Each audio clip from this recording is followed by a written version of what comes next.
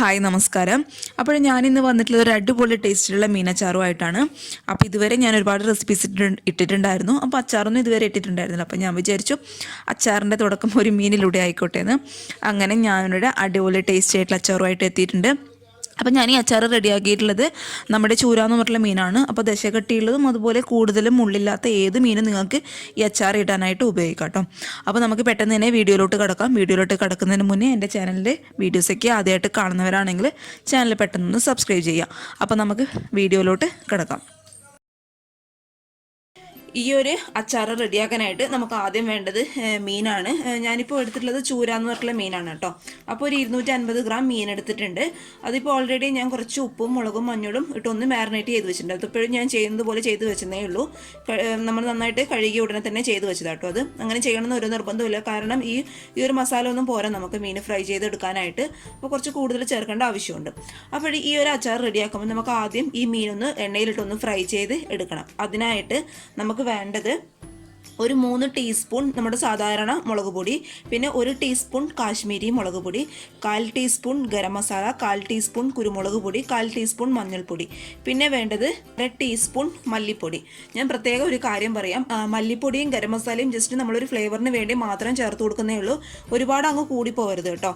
Just ഒരു ഫ്ലേവറിന് വേണ്ടി മാത്രം ചേർത്ത് കൊടുത്താൽ മതി. ഇനി ഈ ഒരു പൊടി നമുക്ക് നമ്മുടെ ഈ എടുത്ത് വെച്ചിരിക്കുന്ന മീനിലോട്ട് ചേർത്ത് കൊടുക്കാം.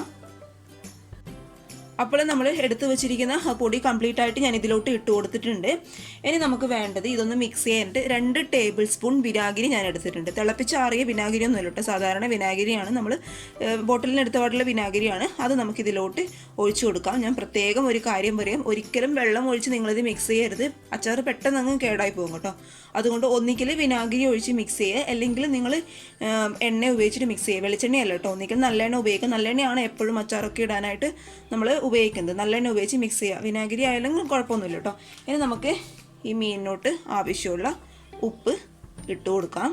ഇനി ഇത് കൈവച്ച് തന്നെ നന്നായിട്ടൊന്ന് മിക്സ് ചെയ്യുക.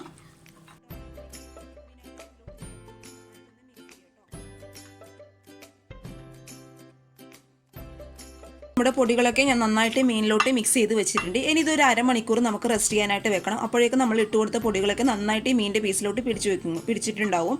അപ്പം നമുക്കിതൊരു അരമണിക്കൂർ റെസ്റ്റ് ചെയ്യാനായിട്ട് വയ്ക്കാം. ഇനി നമ്മൾ ഇട്ട് കൊടുത്ത ആ പൊടികളിലൊക്കെ നന്നായിട്ടൊന്ന് മാരിനേറ്റ് ചെയ്ത സമയം കൊണ്ട് നമുക്ക് ഇതിൻ്റെ ആവശ്യമായിട്ടുള്ള വിനാഗിരി ഒന്ന് തിളപ്പിച്ചെടുക്കാം. അതിനായിട്ട് ഞാനിപ്പോൾ ഈ ഒരു കപ്പിൽ 1/2 കപ്പ് നിറയെ വിനാഗിരി എടുത്തിട്ടുണ്ട്. അതായത് കറക്റ്റായിട്ട് പറഞ്ഞാൽ 7 ടേബിൾ സ്പൂൺ വിനാഗിരി നമുക്കൊരു പാത്രത്തിലോട്ട് ഒഴിച്ചു കൊടുത്ത് ഇനി ഇത് നന്നായിട്ട് തിളച്ച് നമുക്ക് ഇത് ചൂടാറാനായിട്ട് വെക്കണം. അപ്പോൾ ഇത് നന്നായിട്ട് ആദ്യം ഒന്ന് തിളക്കട്ടെ കേട്ടോ. നിങ്ങൾ ആദ്യം മീനൊന്ന് മാരിനേറ്റ് ചെയ്ത് വെച്ചതിന് ശേഷം ഇത് ചെയ്ത് കൊടുത്താൽ മതി. അപ്പോൾ നമ്മൾ മീനൊക്കെ ഒന്ന് ഫ്രൈ ആവുന്ന സമയത്ത് ഇത് നന്നായിട്ടൊന്ന് ചൂടാറിക്കോളും. അപ്പോൾ നമുക്കിത് നന്നായിട്ട് തിളപ്പിക്കാം. നമ്മൾ മീൻ മാരിനേറ്റ് ചെയ്ത് വെച്ചിട്ട് ഏകദേശം അരമണിക്കൂർ കഴിഞ്ഞിട്ടുണ്ട്. അതിന് മുന്നേ ഞാൻ നന്നായിട്ട് വിനാഗിരി ചൂടാക്കിയതിന് ശേഷം അത് ചൂടാറാനായിട്ടും വെച്ചിട്ടുണ്ട് കേട്ടോ. ഇനി നമുക്ക് ഇതിലോട്ട് ഈ മീനൊന്ന് ഫ്രൈ ചെയ്തെടുക്കണം. അതിനായിട്ട് ഞാനൊരു പാന് വെച്ചിട്ടുണ്ട്. അതിലോട്ട് നമുക്ക് മീൻ ഫ്രൈ ചെയ്ത് എടുക്കാൻ ആവശ്യമായിട്ടുള്ള നല്ലെണ്ണ ഒഴിച്ചു കൊടുക്കാം. അച്ചാറൊക്കെ ഉണ്ടാക്കുമ്പോൾ എപ്പോഴും നല്ലെണ്ണയാണ് കേട്ടോ നല്ലത്. മറ്റുള്ള എണ്ണ ഉപയോഗിച്ചാൽ പെട്ടെന്ന് അച്ചാറങ്ങ് കേടായി പോകും. നല്ലെണ്ണ കയ്യിലുണ്ടെങ്കിൽ നല്ലെണ്ണ ഉപയോഗിക്കാം. വേറെ എന്ത് എണ്ണ നിങ്ങൾ ഉപയോഗിച്ചാലും വെളിച്ചെണ്ണ ഒരിക്കലും ഈ അച്ചാർ ഉണ്ടാക്കാനായിട്ട് ഉപയോഗിക്കരുത് കേട്ടോ. അപ്പോൾ ഈ എണ്ണയൊന്നും ചൂടാകുമ്പോൾ നമുക്ക് മീൻ ഫ്രൈ ചെയ്തെടുക്കാം.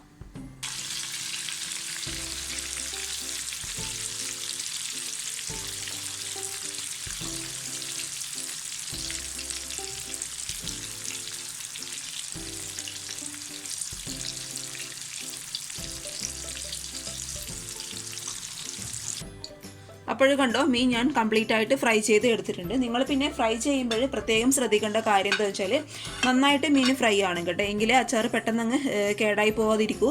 നന്നായിട്ട് ഫ്രൈ ആയില്ലെങ്കിൽ പെട്ടെന്നങ്ങ് കേടായി പോകും. അതുകൊണ്ട് നന്നായിട്ട് തന്നെ ഫ്രൈ ചെയ്ത് എടുക്കുക.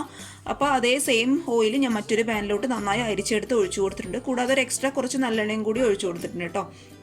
അപ്പോൾ അത് അത്യാവശ്യം ചൂടായിട്ടുണ്ട്. ഇനി നമുക്ക് അച്ചാർ ഉണ്ടാക്കാനായിട്ട് ഞാനിവിടെ എടുത്തിട്ടുള്ളത് ഒരു 3 ടീസ്പൂൺ നമ്മുടെ സാധാരണ മുളക് പൊടി, പിന്നെ 1 ടീസ്പൂൺ നമ്മുടെ കാശ്മീരി മുളക് പൊടി, ഒരു 1/2 ടീസ്പൂൺ മഞ്ഞൾപ്പൊടി, ഒരു 1/4 ടീസ്പൂൺ ഗരം മസാല, കുറച്ച് കായത്തിൻ്റെ പൊടിയും കൂടി ഇതിലോട്ട് ഇട്ട് കൊടുത്തിട്ടുണ്ട്.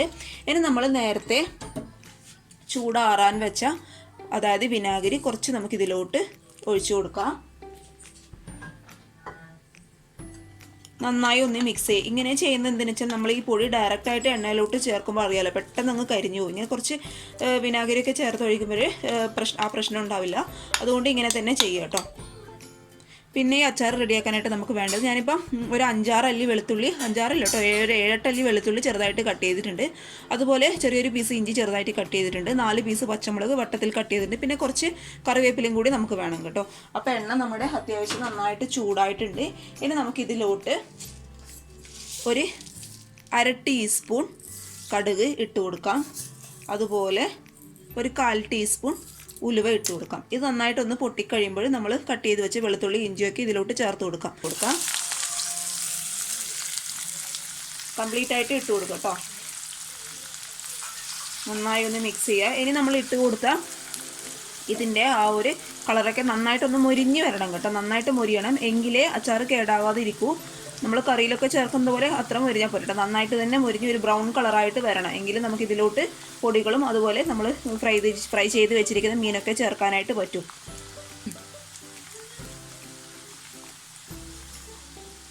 പിന്നെ നമ്മൾ കറിവേപ്പിലയൊക്കെ ഈ ഒരു സ്റ്റേജിൽ മാത്രമേ ഇട്ട് കൊടുക്കാൻ പാടുള്ളൂ കേട്ടോ. കാരണം കറിവേപ്പിലയുടെ ആ വെള്ളമൊക്കെ ഈ എണ്ണയിൽ കിടന്ന് നന്നായിട്ട് അങ്ങ് വെലിഞ്ഞിരിക്കണം. അപ്പോഴും മാത്രമേ അച്ചാർ കേടാകാതിരിക്കൂ. അവസാനം ഇട്ട് കൊടുക്കരുത് കറിവേപ്പില. അഥവാ നിങ്ങളുടെ ഇട്ട് കൊടുക്കാൻ മറന്നുപോയെങ്കിൽ പിന്നെ ഇട്ട് കൊടുക്കേണ്ട ആവശ്യമില്ല കേട്ടോ. ഈ ഒരു സമയത്ത് മാത്രമേ ചേർത്ത് കൊടുക്കാൻ പാടുള്ളൂ. അപ്പോൾ ഇതിൻ്റെ ആ ഒരു കളറൊക്കെ നന്നായിട്ട് അങ്ങ് മാറട്ടെ. അതിനിടയിൽ നമ്മൾ നേരത്തെ പറഞ്ഞ പോലെ വിനാഗിരി നന്നായിട്ട് തിളപ്പിച്ച് ചൂടാറാനായിട്ട് വയ്ക്കുക. അതുപോലെ നമുക്ക് ആവശ്യമാണെങ്കിൽ ഇതിലോട്ട് കുറച്ച് ചൂടാറിയ വെള്ളം കൂടി ചേർത്ത് കൊടുക്കണം. അതുകൊണ്ട് വെള്ളമൊക്കെ തിളപ്പിച്ച് ചൂടാറാനായിട്ട് മാറ്റി വയ്ക്കുക കേട്ടോ. ഇനി ഇത് നന്നായിട്ട് ഒന്ന് മൊരിഞ്ഞ് വരട്ടെ. നമ്മൾ ഇട്ട് കൊടുത്ത ഇഞ്ചി വെളുത്തുള്ളി അതൊക്കെ നന്നായിട്ട് മൊരിഞ്ഞ് വന്നിട്ടുണ്ട് കണ്ടോ. ഈ ഒരു കളറായിട്ട് വരണം, നന്നായിട്ട് മൊരിയണം. അത് നിങ്ങൾക്ക് കാണുമ്പോൾ തന്നെ മനസ്സിലാവും. നന്നായിട്ട് മൊരിഞ്ഞു കൊടുക്കുക, മൊരിച്ചെടുക്കാൻ ശ്രദ്ധിക്കുക. ഇനി നമുക്കിത് തീ പതുക്കെ ലോ ഫ്ലെയിമിലോട്ട് മാറ്റി, എപ്പോഴും പൊടികളൊക്കെ ഇടുമ്പോൾ അതിങ്ങനെയാണ് ചേർക്കുന്നതാണെങ്കിൽ പോലും ലോ ഫ്ലെയിമിലോട്ട് മാറ്റി നമുക്ക് പൊടികൾ ഇതിൻ്റെ അകത്തോട്ട് ചേർത്ത് കൊടുക്കാം. ലോ ഫ്ലെയിമിലോട്ട് മാറ്റിയില്ലെങ്കിൽ അറിയാമല്ലോ, പെട്ടെന്ന് പൊടികളങ്ങ് കരിഞ്ഞു പോകും.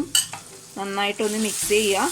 ഇനി ഇതിൻ്റെ ആ ഒരു പച്ച ടേസ്റ്റ് നന്നായിട്ടൊന്ന് മാറിക്കിട്ടണം നമുക്ക്.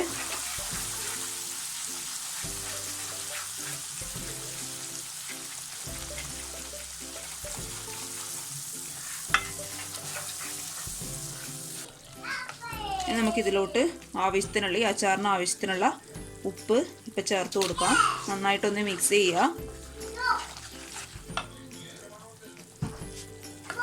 അപ്പോൾ നമ്മുടെ ഇതിൻ്റെ ആ ഒരു പച്ച സ്മെല്ലൊക്കെ ഏകദേശം മാറിയിട്ടുണ്ട്. ഇനി നമ്മൾ ഫ്രൈ ചെയ്ത് വെച്ചിട്ടുള്ള കണ്ടോ നമ്മുടെ മീൻ ഇതിലോട്ട് ഇട്ട് കൊടുക്കാം. നന്നായിട്ടൊന്ന് ഇതുമായിട്ട് മിക്സ് ചെയ്യുക. ഇനി നമ്മൾ ബാക്കി വെച്ചിട്ടുള്ള വിനാഗിരി കൂടി ഇതിലോട്ട് ഞാൻ ഒഴിച്ചു കൊടുക്കാൻ പോവുകയാണ്. ഒഴിച്ചു കൊടുത്തിട്ടുണ്ട്. വിനാഗിരിയുടെ ആ ഒരു പുളിപ്പൊക്കെ നോക്കിയിട്ട് നിങ്ങൾ അഡ്ജസ്റ്റ് ചെയ്ത് ഒഴിക്കുക കേട്ടോ. നിങ്ങൾക്ക് പുളിപ്പ് കൂടുതലാണെന്നുണ്ടെങ്കിൽ വിനാഗിരി കുറച്ച് മാത്രം ഒഴിച്ചു കൊടുത്താൽ മതി. അതുപോലെ കുറവാണെങ്കിൽ വിനാഗിരി ഒഴിച്ചു കൊടുക്കും കേട്ടോ നന്നായിട്ട് തന്നെ. ഇനിയിത് നന്നായിട്ടൊന്ന് തിളയ്ക്കട്ടെ. അപ്പോഴും നമ്മുടെ അച്ചാർ നന്നായിട്ട് തിളയ്ക്കുന്നുണ്ട്. ഇനി കുറച്ച് നമുക്ക് ഉപ്പ് ഇതിലോട്ട് ഇട്ട് കൊടുക്കാം. ഉപ്പൊക്കെ നോക്കിയിട്ട് ഇടുക കേട്ടോ. നമ്മൾ അച്ചാറൊക്കെ ആകുമ്പോൾ നമുക്ക് അത്യാവശ്യം ഈ പീസിലോട്ട് പിടിക്കാൻ ഉപ്പ് വേണം. അതുകൊണ്ട് അത് നിങ്ങൾ അഡ്ജസ്റ്റ് ചെയ്തിട്ട് ഇട്ട് കൊടുക്കുക. ഒരു 5 മിനിറ്റ് തിളപ്പിച്ചാൽ മതി കേട്ടോ. കൂടുതൽ തിളപ്പിക്കേണ്ട ആവശ്യമില്ല. 5 മിനിറ്റ് തിളപ്പിക്കുക. ഈ ഗ്രേവിയൊക്കെ നന്നായിട്ട് നമ്മുടെ പീസിലോട്ട് പിടിക്കുന്ന രീതിയിൽ ഇളക്കി കൊടുക്കുക കേട്ടോ. നിങ്ങൾക്ക് ഈ ഗ്രേവി കുറവാണ് എന്ന് തോന്നുന്നുണ്ടെങ്കിൽ നിങ്ങൾ തിളപ്പിച്ചാറിയ വെള്ളം മാത്രം ഒഴിച്ചു കൊടുക്കുക. പുളിപ്പ് കറക്റ്റ് ആണെങ്കിൽ പിന്നെ നിങ്ങൾ പിന്നെയും വിനാഗിരി ഒഴിച്ചു കൊടുക്കേണ്ട ആവശ്യമില്ല കേട്ടോ. വെള്ളം മാത്രം ഒഴിച്ചു കൊടുത്താൽ മതി. എന്ത് ചേർക്കുന്നുണ്ടെങ്കിലും നിങ്ങളിത് തയ്യാറാക്കിയതിന് ശേഷം എന്ത് ചേർക്കുന്നുണ്ടെങ്കിലും അത് തിളപ്പിച്ചാറ്റിയതിന് ശേഷം മാത്രം ഒഴിച്ചു കൊടുക്കുക. അത് വിനാഗിരി ആണെങ്കിലും വെള്ളമാണെങ്കിലും നന്നായിട്ട് തിളച്ചാറിയതിന് ശേഷം മാത്രം ഒഴിച്ചു കൊടുക്കുക. അപ്പോൾ ഇത് മതി. ഇനി ഒരുപാട് തിളച്ച് കഴിഞ്ഞാൽ നമ്മുടെ ഗ്രേവി പൂർണ്ണമായിട്ട് അങ്ങ് വറ്റിപ്പോവും. അപ്പോൾ ഞാൻ സ്റ്റൗ ഓഫ് ചെയ്യാൻ പോവാണ്. ഓഫ് ചെയ്തിട്ടുണ്ട്. ഇനി ഇത് നമുക്ക് ചൂടാറിയതിന് ശേഷം ടൈറ്റായിട്ടുള്ള ഒരു കണ്ടെയ്നറിൽ ഇട്ട് വയ്ക്കും. അപ്പോൾ ഇത് നന്നായിട്ടൊന്ന് ചൂടാറട്ടെ. നമ്മൾ ഇട്ട് കൊടുത്ത അച്ചാർ ഒരു 4-5 മണിക്കൂർ കഴിഞ്ഞപ്പോൾ കണ്ടോ നന്നായിട്ട് ഗ്രേവിയൊക്കെ നന്നായിട്ട് പീസിലോട്ട് പിടിച്ച് നന്നായിട്ട് സെറ്റായിട്ട് വന്നിട്ടുണ്ട്. കണ്ടോ ആ ഗ്രേവിയൊക്കെ നന്നായിട്ടൊന്ന് വറ്റി. അപ്പോഴാണ് അതിൻ്റെ ടേസ്റ്റ് എന്ന് പറയുന്നത്. ഇത് ഇപ്പം കഴിക്കുന്നതിനേക്കാൾ ടേസ്റ്റ് ഒരു 2-3 ദിവസം കഴിയുമ്പോഴാട്ടോ നന്നായിട്ട് നമ്മുടെ ഗ്രേവി ഒന്നുകൂടി പീസിലോട്ട് പിടിച്ച് നല്ലൊരു ടേസ്റ്റ് ആയിരിക്കും. നിങ്ങൾക്ക് ഈ ഒരു ഇത് തന്നെ ബീഫ് വെച്ചിട്ടും ചെയ്യാം, അതുപോലെ ചിക്കൻ വെച്ചിട്ടൊക്കെ ചെയ്യാം കേട്ടോ. ഞാനിപ്പോൾ മീൻ കയ്യിലുള്ളതുകൊണ്ട് മീൻ വെച്ച് ചെയ്തതേ ഉള്ളൂ. ഇതേ സെയിം മെത്തേഡ് തന്നെ ബീഫ് വെച്ചിട്ടും ചിക്കൻ വെച്ചിട്ടൊക്കെ ട്രൈ ചെയ്ത് നോക്കുക കേട്ടോ. അപ്പോഴെന്താ അത് നിങ്ങൾ സൂക്ഷിക്കേണ്ട കാര്യം എന്താണെന്ന് വെച്ചാൽ നമ്മൾ ഉണ്ടാക്കുന്നത് നമ്മൾ റെഡിയാക്കുന്ന പാനും അതുപോലെ നമ്മൾ ഇത് ആറിയതിന് ശേഷം എടുത്ത് വയ്ക്കുന്ന ബോട്ടിലും നമ്മൾ സൂക്ഷിച്ച് വയ്ക്കുന്ന ബോട്ടിലൊക്കെ നല്ല ക്ലീൻ ആയിരിക്കണം. ഒരു വെള്ളം പോലും ഉണ്ടാകാൻ പാടില്ല. വെള്ളം ഉണ്ടായിക്കഴിഞ്ഞാൽ അറിയാമല്ലോ അപ്പം തന്നെ അത് കേടായി പോവും. അതുകൊണ്ട് അതൊക്കെ ഒന്ന് സൂക്ഷിക്കുക. പിന്നെന്താ അപ്പോൾ നമുക്കിത് മറ്റൊരു ബോട്ടിലോട്ട് മാറ്റാം. ബോട്ടിലോട്ട് ടൈറ്റ് ആയിട്ടുള്ള ഒരു കണ്ടെയ്നറിലോ അല്ലെങ്കിൽ ബോട്ടിലോട്ട് മാറ്റിയതിന് ശേഷം ഫ്രിഡ്ജിൽ നിങ്ങൾക്ക് സൂക്ഷിക്കാം കേട്ടോ. ഫ്രിഡ്ജിൽ സൂക്ഷിക്കുന്നത് കൂടുതൽ നല്ലതായിരിക്കും. പുറത്ത് വെച്ചാലും കുഴപ്പമൊന്നുമില്ല. അപ്പോൾ നമുക്കിതൊരു ബോട്ടിലോട്ട് മാറ്റാം. അപ്പോഴേ ഞാനിവിടെ ഇങ്ങനെയുള്ളൊരു ബോട്ടിൽ എടുത്തിട്ടുണ്ട്. ഇനി നമുക്ക് ഈ അച്ചാർ ഈ ബോട്ടിലോട്ട് ഇട്ട് കൊടുക്കാം.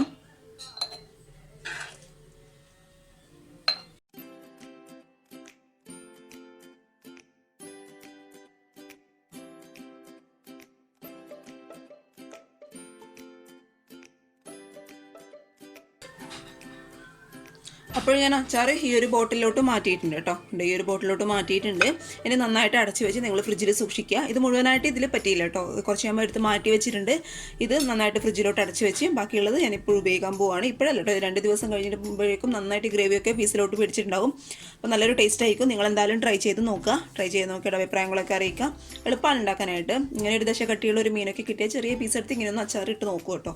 ട്രൈ ചെയ്ത് നോക്കിയിട്ട് അഭിപ്രായങ്ങളൊക്കെ അറിയിക്കുക. അതുപോലെ എൻ്റെ ചാനലിലെ വീഡിയോസൊക്കെ ഇഷ്ടപ്പെട്ടാൽ ചാനൽ സബ്സ്ക്രൈബ് ചെയ്യാൻ മറക്കല്ലേ. അപ്പോൾ അടുത്ത വീഡിയോ ആയിട്ട് കാണും വരെ താങ്ക് യു. ബൈ.